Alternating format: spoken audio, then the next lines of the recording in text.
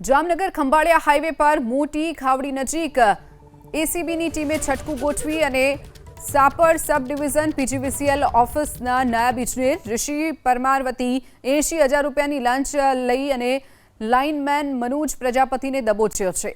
એક જાગૃત નાગરિકે સાપર સબ ડિવિઝન પીજીવીસીએલની કચેરી ખાતે પોતાના ગેસ્ટ હાઉસ માટે વીજ લોડ વધારવા માટે તેમજ નવા વીજ કનેક્શન મેળવવા માટે અરજી કરી હતી। જો કે આ કાયદેસરની અરજી હોવા છતાં લાંબા સમયથી તેના પર કોઈ કાર્યવાહી કરવામાં આવતી નહોતી।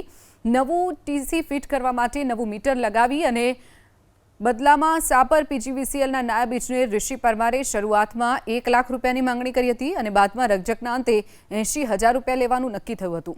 ફરિયાદી લાંચની રકમ આપવા માંગતા ન હોવાથી તેમણે જામનગર એસીબીને કચેરીનો સંપર્ક કર્યો।